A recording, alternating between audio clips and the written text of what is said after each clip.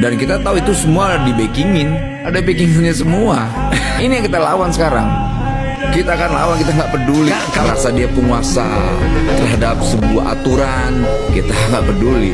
Karena ini bandit semua, kita tahu.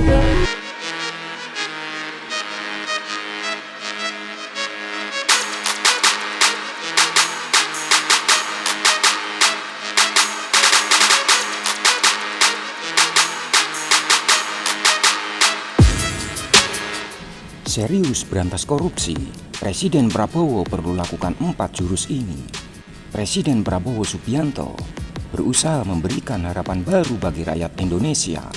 Apa yang disampaikan Prabowo dalam pidato pelantikan sama dengan harapan rakyat.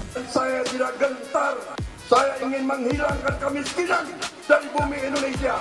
Dan kita mulai dengan memberi makan untuk anak-anak kita, saudara sekalian. Sudah saya pelajari, pakar-pakar membenarkan uangnya ada, uangnya cukup, dan kita akan buktikan bahwa kita bisa melaksanakannya, saudara sekalian. Membebaskan rakyat dari kemiskinan, kebodohan, ketakutan, penderitaan, dan penindasan. Demikian pula dengan harapan terhadap pemberantasan korupsi. Sejak pemerintahan Orde Baru hingga sekarang, Indonesia belum beranjak dari peringkat tertinggi negara terkorup di dunia. Aparat pemerintah termasuk aparat hukum yang seharusnya menjadi penegak hukum justru ikut terlibat di dalamnya. Dan kita tahu itu semua di backingin. Nah, ini yang kita lawan sekarang.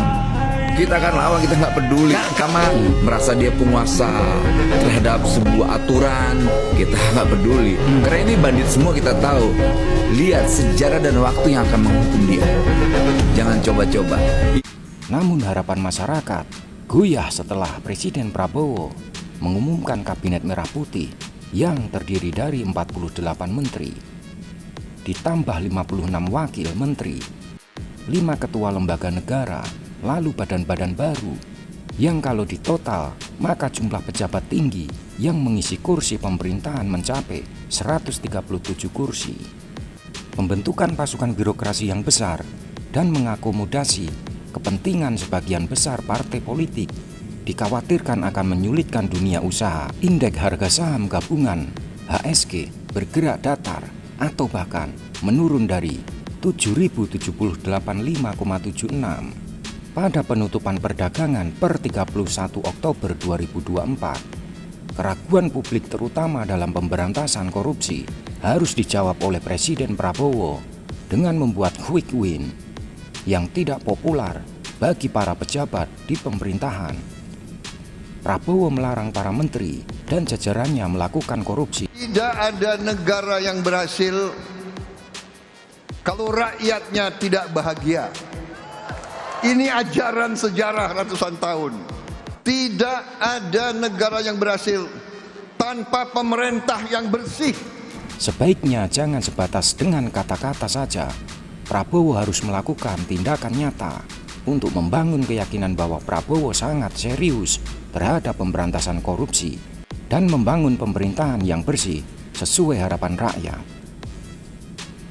Menurut The Asian Post Research, untuk mencegah kebocoran keuangan negara, baik dari sisi pemerintahan maupun belanja, Presiden Prabowo Subianto perlu melakukan 4 langkah ini sebagai bentuk komitmen untuk membangun pemerintahan yang bersih dari korupsi.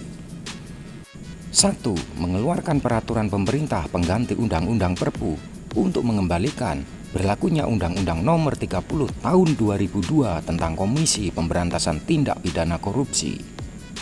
2. Mengeluarkan Perpu yang mewajibkan semua pegawai pemerintah dari lembaga eksekutif, legislatif, dan yudikatif untuk mengisi laporan hanya kekayaan pejabat negara LHKPN secara benar dan bisa diperiksa bukti kewajarannya, kemudian bisa disita hartanya apabila tidak bisa dibuktikan kewajarannya.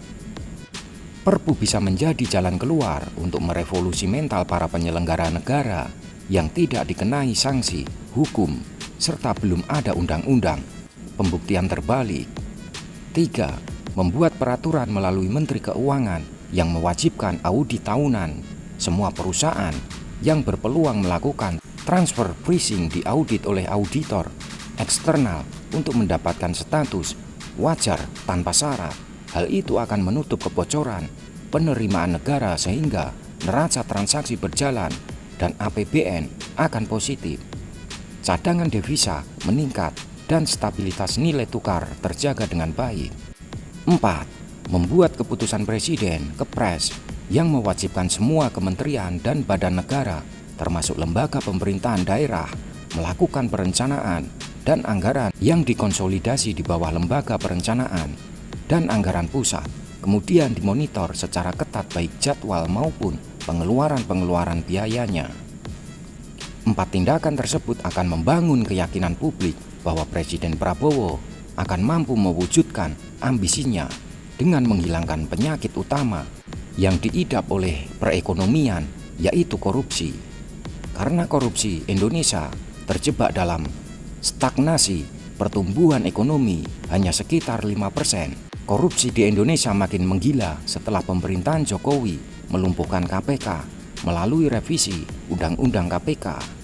Karena korupsi, biaya pembangunan ekonomi di Indonesia menjadi mahal, seperti terlihat dari tinggi incremental capital output ratio ICOR yang mencapai 6,5. ICOR di negara tetangga lebih rendah seperti Filipina 3,7, Malaysia 4,5, Thailand 4,4, dan Vietnam 4,6. Makin tinggi ICOR akan tidak efisien ekonomi suatu negara. Sebab untuk mendorong pertumbuhan ekonomi 1% di Indonesia dibutuhkan tambahan rasio investasi terhadap PDB sebesar 6,5 ICOR yang tinggi juga menunjukkan adanya kebocoran dana pembangunan.